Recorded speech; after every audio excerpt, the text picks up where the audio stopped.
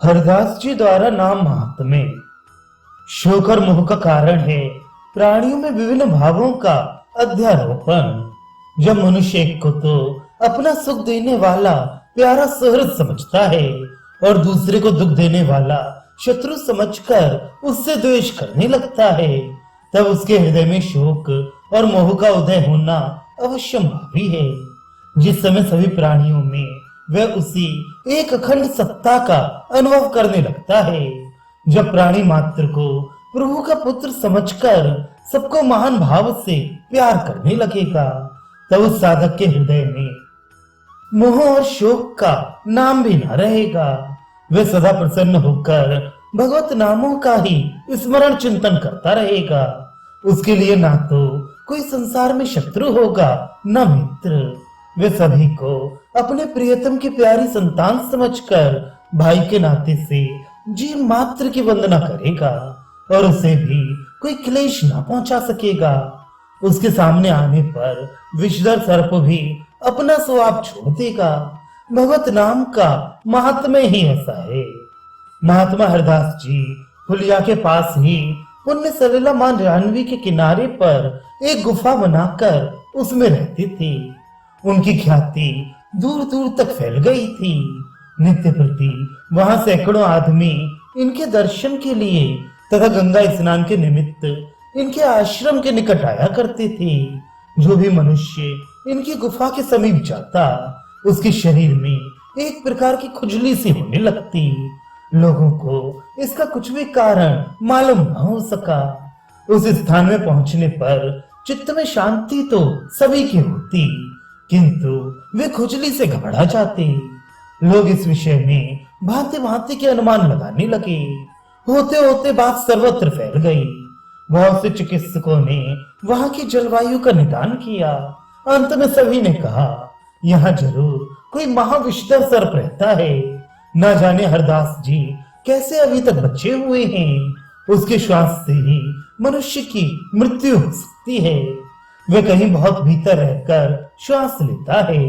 उसी का इतना असर है कि लोगों के शरीर में जलन होने लगती है। यदि वे बाहर निकलकर जोरों से फुंकार करे तो इसके फुंकार से मनुष्य बच नहीं सकता। हरदास जी इस स्थान को शीघ्र ही छोड़कर कहीं अन्यत्र रहने लगे, नहीं तो प्राणों का भय है। चिकित्सकों की सम्मति सुनकर सभी ने हरदास जी से आग्रह पूर्वक प्रार्थना की कि आप इस स्थान को अवश्य ही छोड़ दें। आप तो महात्मा हैं, आपको चाहे कष्ट भी ना हो, किंतु और लोगों को आपके यहाँ रहने से बड़ा भारी कष्ट होगा। दर्शनार्थी बिना आए रहेंगे नहीं और यहाँ आने पर सभी को शारीरिक कष्ट होता है। इसलिए आप हम लोगों का ही ख्याल करके इस स्थान को त्याग दीजिए। हरदास जी ने सबके आग्रह करने पर उस स्थान को छोड़ना स्वीकार कर लिया और उन लोगों को आश्वासन देते हुए कहा, आप लोगों को मेरे कारण कष्ट हो ये मैं नहीं चाहता। यदि कल तक सर्प यहाँ से चला नहीं गया तो मैं कल शाम को ही इस स्थान का परित्याग कर दूंगा। कल या तो यहाँ सर्प ही रहेगा या मैं ही रहूंगा। अब दोनों साथ ही साथ यहाँ नहीं रह सकते। इनके ऐसे निश्चय को सुनकर लोगों को बड़ा भारी आनंद हुआ और सभी अपने अपने स्थानों को चले गए। दूसरे दिन बहुत से भक्त एकत्रित होकर हरदास जी के समीप श्री कृष्ण कीर्तन कर रहे थे कि उसी समय सब लोगों को उस अंधेरे स्थान में बड़ा भारी प्रकाश सा मालूम पड़ा। सभी भक्त आश्चर्य के साथ उस प्रकाश की ओर देखने लगे। सभी ने देखा कि एक चित्र विचित्र रंगों का बड़ा भारी सर्प वहां से निकलकर गंगा जी की ओर जा रहा है। उसके मस्तक पर एक बड़ी सी मणि जड़ी हुई है। उसी का इतना तेज प्रकाश है। सभी ने उस भयंकर सर्प को देखकर आश्चर्य प्रकट किया। सर्प धीरे धीरे गंगा जी के किनारे किनारे बहुत दूर चला गया। उस दिन से आश्रम में आने वाले किसी भी दर्शनार्थी के शरीर में खुजली नहीं हुई। भक्तों का ऐसा ही प्रभाव होता है। उनके प्रभाव के सामने अजगर तो क्या, कालकूट को हजम करने वाले देवाधिदेव महादेव जी तक भी भय खाते हैं। ये सब भगवान की भक्ति का ही महात्म्य है। इस प्रकार महात्मा हरदास जी फुलिया में रहते हुए श्री भागीरथी का सेवन करते हुए आचार्य अद्वैत के सत्संग का निरंतर आनंद लूटते रहे। अद्वैताचार्य ही इनके गुरु, पिता, आश्रयदाता अथवा सर्वस्व थे। इनके ऊपर इनकी बड़ी भारी भक्ति थी।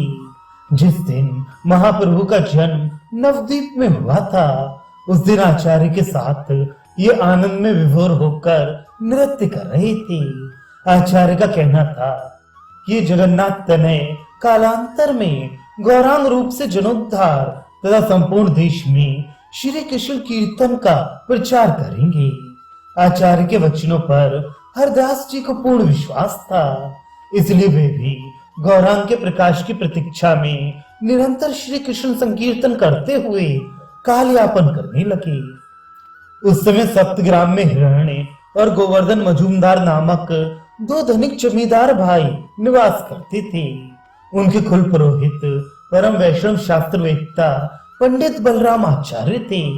आचार्य महाशय वैष्णवों का बड़ा ही आदर सत्कार किया करते थे। अद्वैताचार्य जी से उनकी अत्यंत ही घनिष्ठता थी।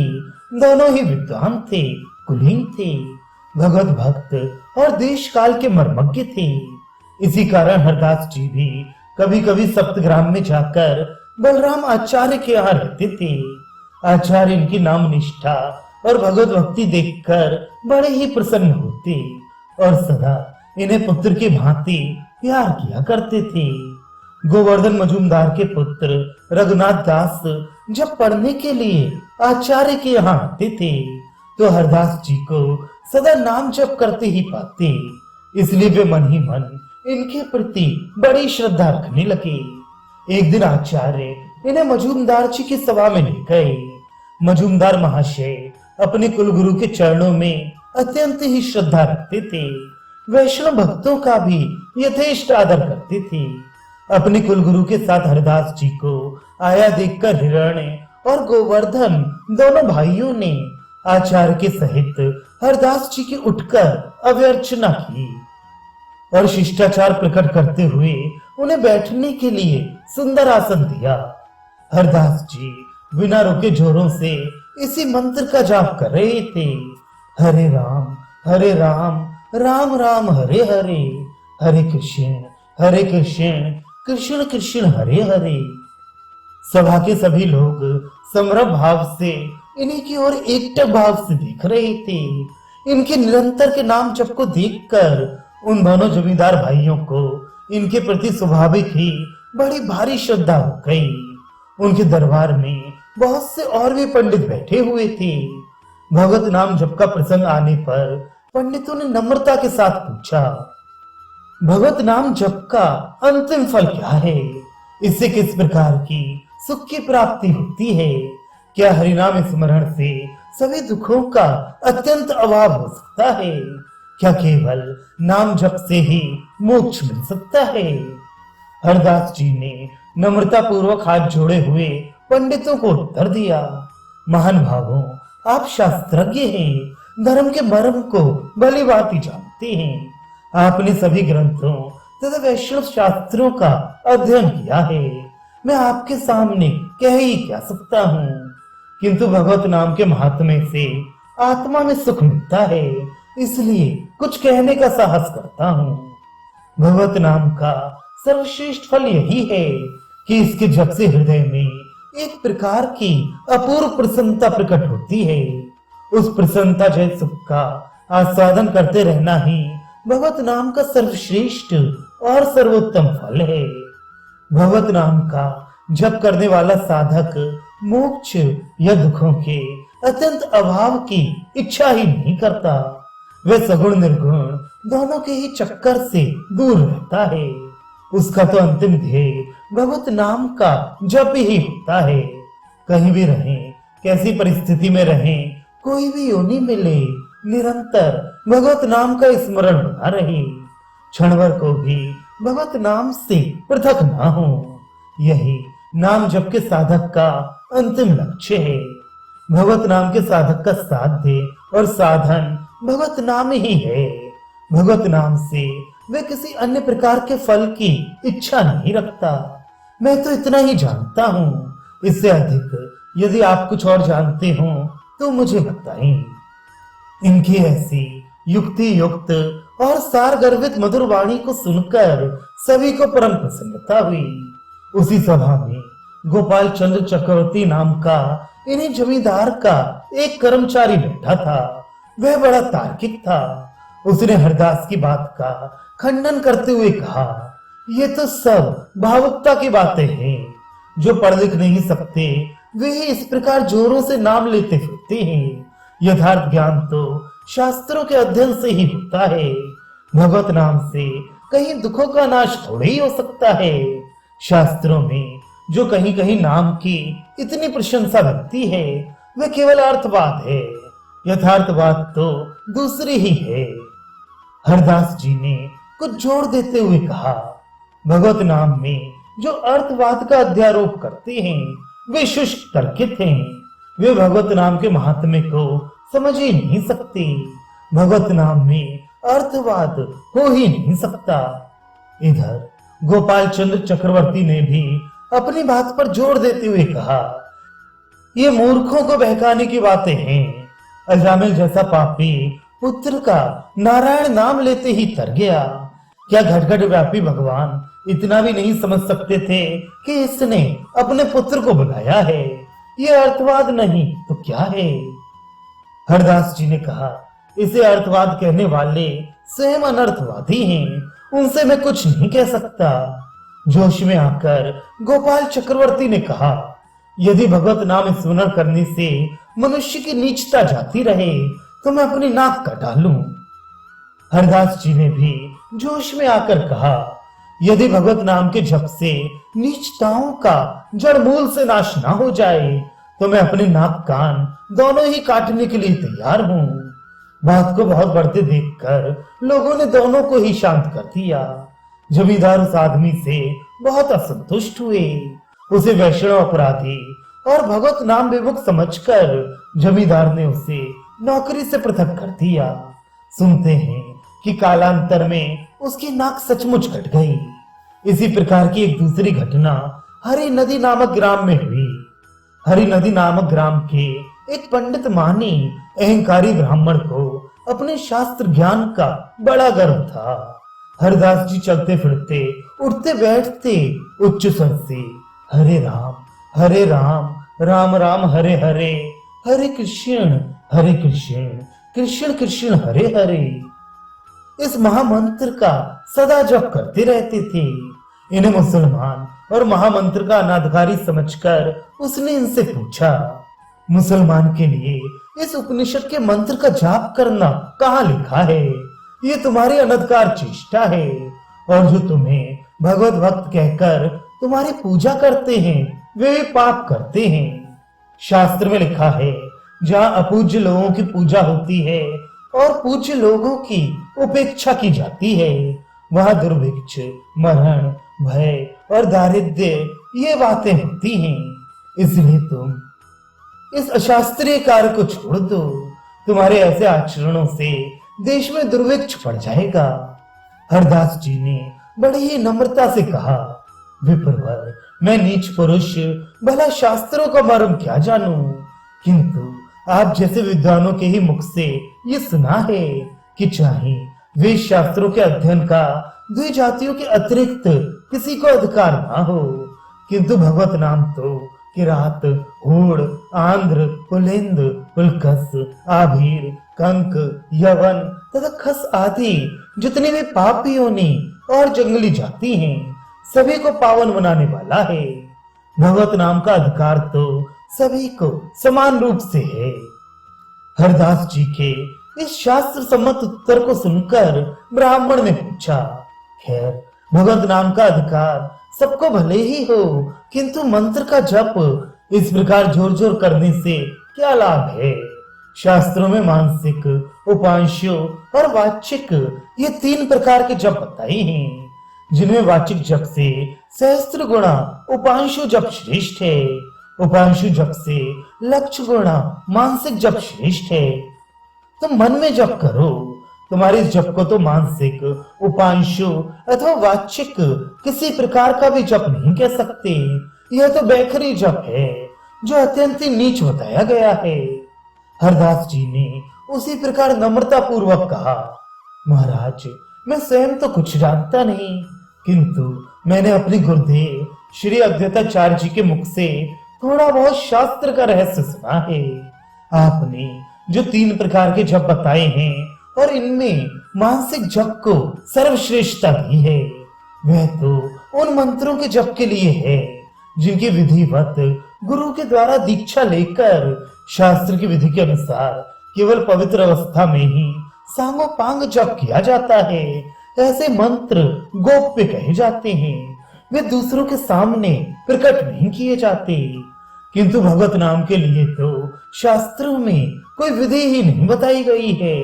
इसका जप तो सर्वकाल में, सर्व स्थानों में, सबके सामने और सब परिस्थितियों में किया जाता है।